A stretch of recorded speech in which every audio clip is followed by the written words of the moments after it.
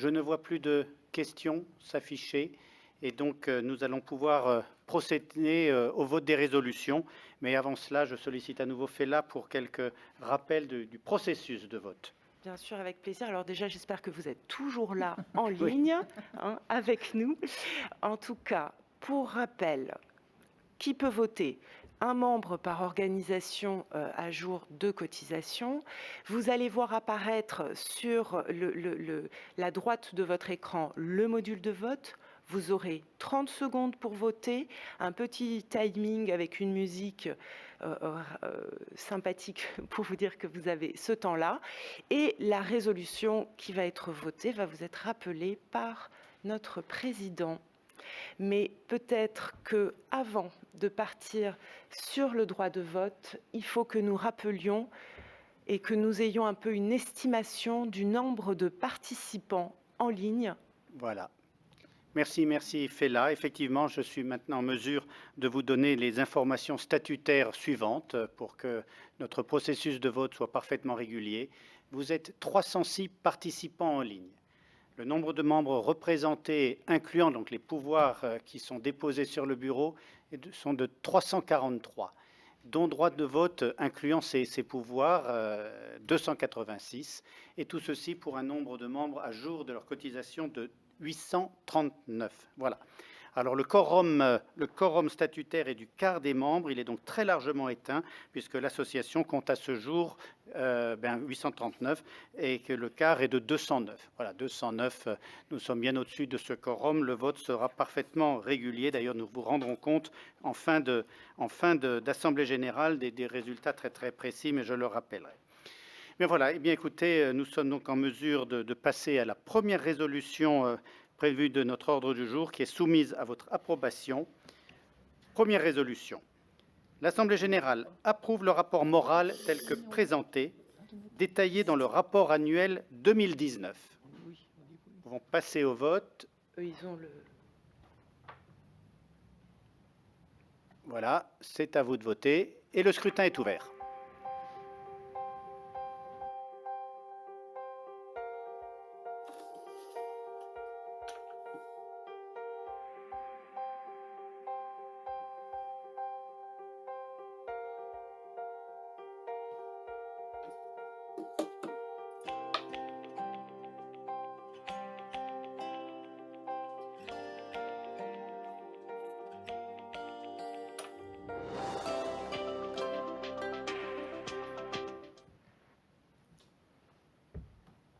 On va s'afficher des résultats.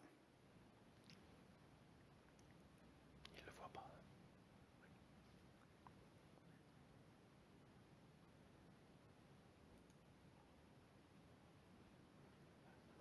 On peut y aller, il s'agit d'une estimation. Bien. Écoutez, je peux vous indiquer, je peux vous informer que l'Assemblée générale vient d'approuver le rapport moral tel qu'il a été détaillé dans le rapport annuel. Et je reviendrai en toute fin de séance pour vous donner les décomptes très précis. Mais nous avons bien cette approbation.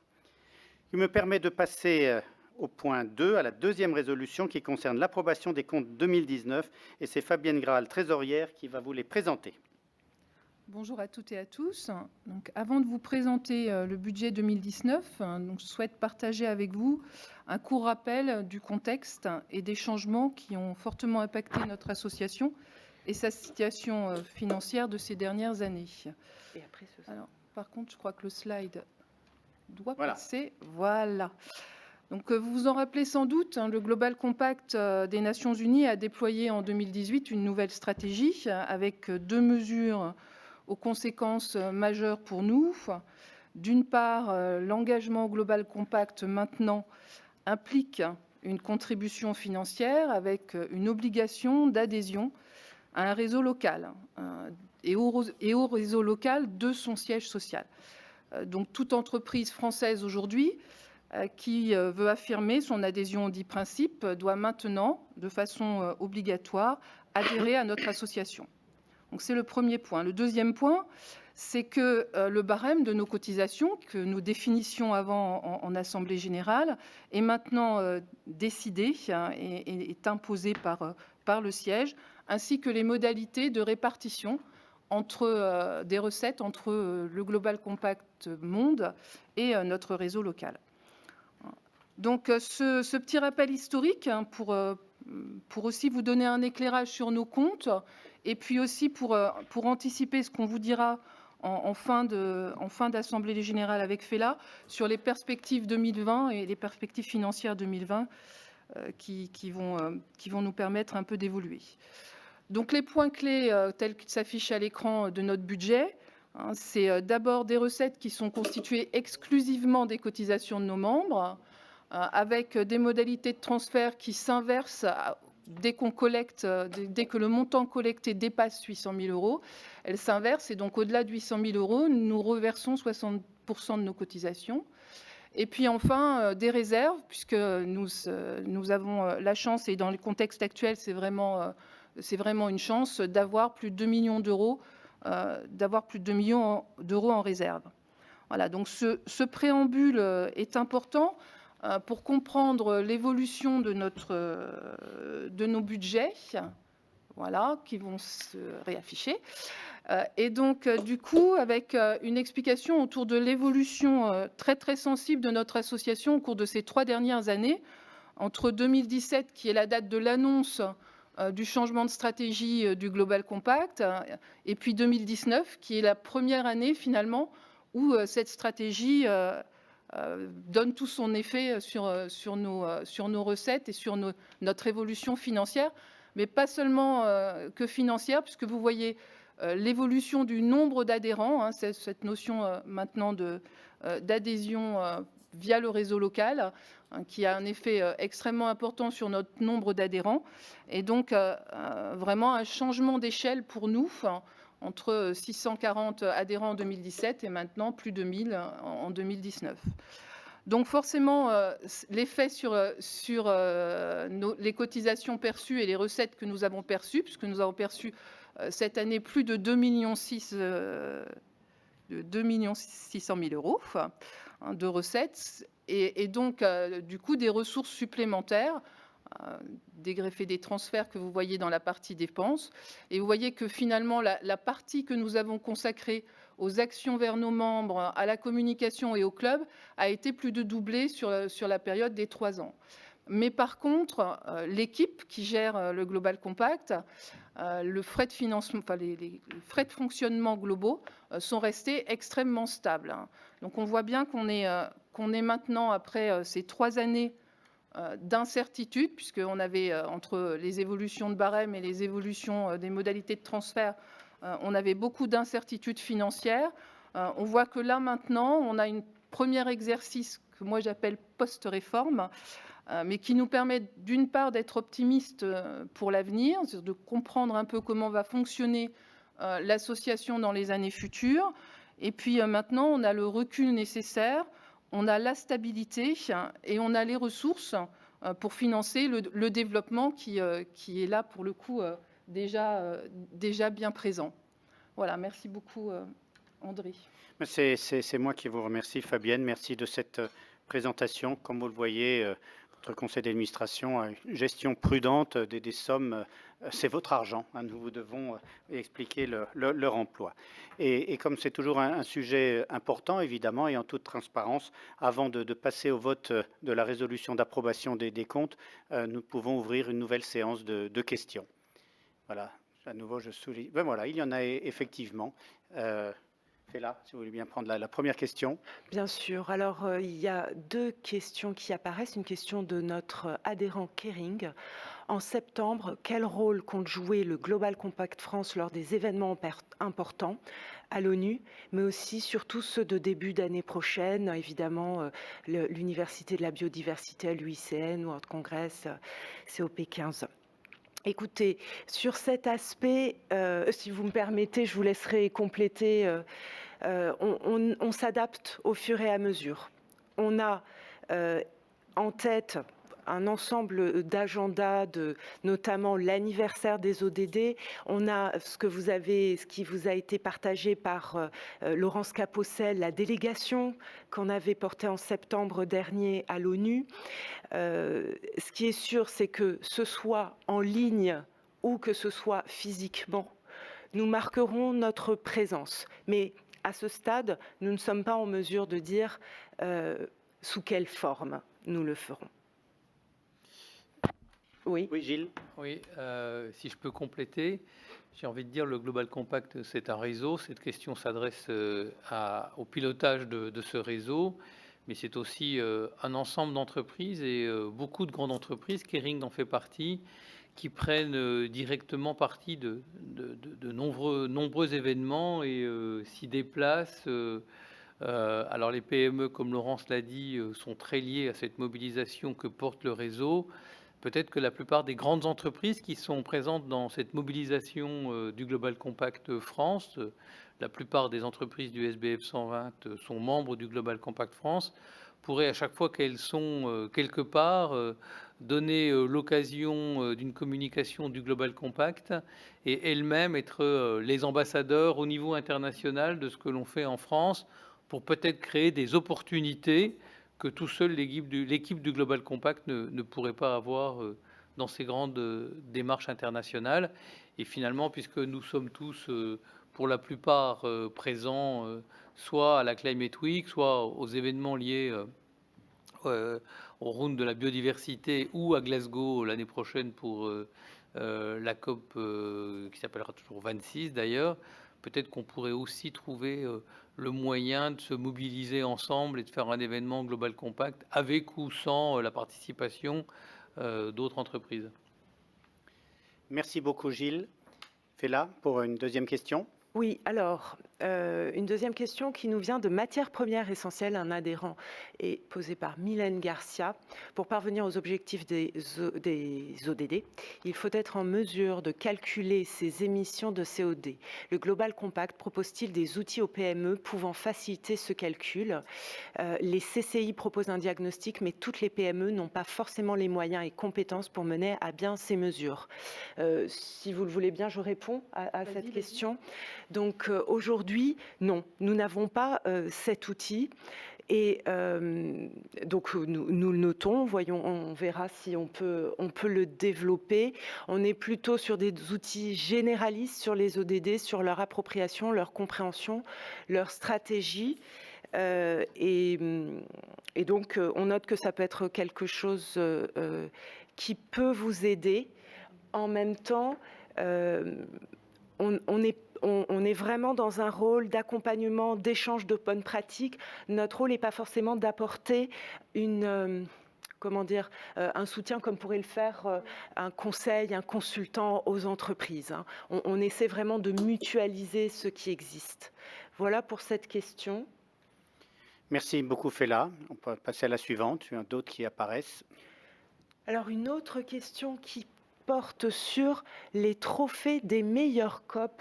Vont-ils continuer pour les années à venir? Vous êtes plusieurs à nous l'avoir demandé.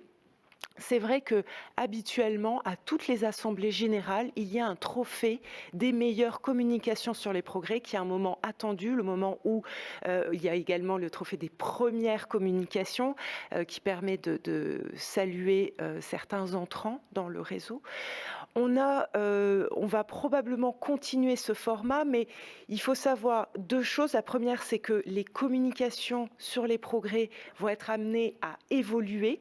Le siège travaille sur ce point pour qu'elles soient plus structurées et directement reliées justement aux objectifs de développement durable. Donc, avant de voir ce nouveau format, il faut qu'on monte nous-mêmes en compétences et qu'on vous fasse monter en compétences avec nous. Ça, c'est un premier point.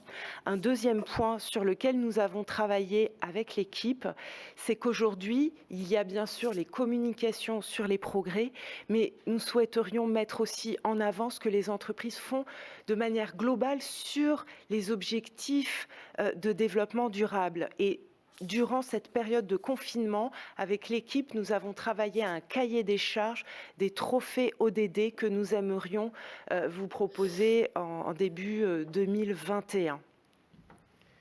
Voilà pour cette question. Il y a d'autres questions?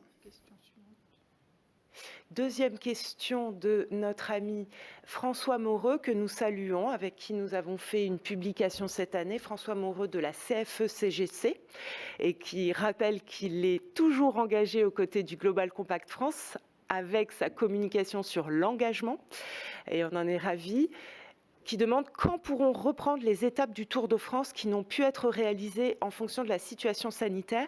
Je vais commencer un début de réponse et laisser la parole à Bruno Duval, notre vice-président PME, si vous en êtes d'accord.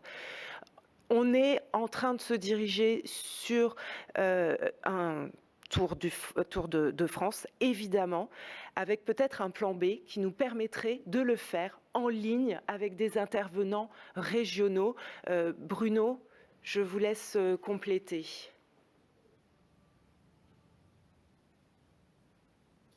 Oui, effectivement, le Tour de France 2020 a subi l'impact brutal du confinement du pays. Donc il s'est brutalement interrompu, mais ça ne le remet pas en cause. Comme je le disais lors de mon intervention, c'est le plus visible, le plus connu, et il est très important puisque moins du tiers des adhérents sont en région. C'est notre axe de travail principal pour, je dirais, sensibiliser les acteurs économiques sur l'ensemble des territoires.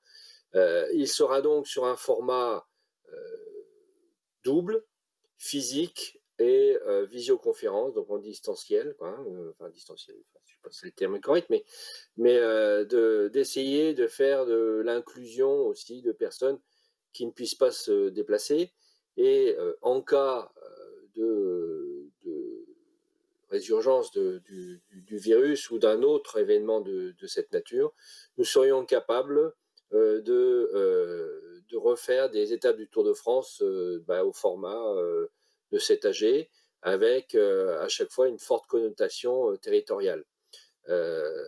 Ça s'appuiera aussi sur des structures intermédiaires, et là, elles sont en cours de réflexion et il y a des pistes qui sont analysées. Ça nécessite des moyens, du personnel. Bon, c'est effectivement, il y a la volonté de continuer et de renforcer la structure et la proposition de ce programme pour permettre de le faire dans n'importe quelle condition. Merci beaucoup Bruno. Pour les deux dernières questions que je vois, je vais passer la parole à Fabienne. Merci André. Donc une question de Sylvain Boucheron, donc BL Evolution. Avez-vous eu les comptes détaillés? Ils n'apparaissent pas dans le rapport d'activité que l'on a reçu. En fait, vous avez dû recevoir avant l'AG, et je crois que c'était courant mai ou début mai même, vous avez dû recevoir le rapport des comptes détaillés, comme chaque année, avec l'avis de l'expert comptable. Donc si jamais certains ne l'ont pas reçu, il suffit de nous le signaler et on vous l'enverra, mais il est bien entendu, il a été publié et adressé en amont de cette Assemblée générale. Avec la convocation. Avec la convocation. Donc normalement, maintenant, si quelqu'un ne l'avait pas, il n'y a aucun souci, on vous le fait parvenir. Et puis la dernière question d'Emmanuel Bertin, c'est au sujet des réserves. Donc à la lecture de la réserve disponible qui permet d'envisager des actions, quels sont les grands axes d'action prévus cette année en termes d'accompagnement des adhérents, notamment ETI et PME. Donc ça, si vous permettez, je ne vais pas y répondre tout de suite puisque ça fait l'objet du 4e point de l'Assemblée générale. Et effectivement, cette année, on va être amené, en tout cas, on va se mettre à disposition des réserves pour assurer le développement et pour mettre en œuvre ces grands axes d'action. Donc nous les détaillerons tout à l'heure avec Fela en dernier point de l'Assemblée générale. Bien, merci beaucoup Fabienne, merci à toutes et tous de ces questions fort intéressantes. Eh bien voilà, puisqu'il n'y en a plus, je vous propose de passer à la deuxième résolution. Deuxième résolution, l'Assemblée générale approuve les comptes 2019 tels que présentés par notre trésorière et détaillés dans les comptes 2019. Le scrutin va s'ouvrir. C'est à vous de voter. Voilà, le scrutin est ouvert.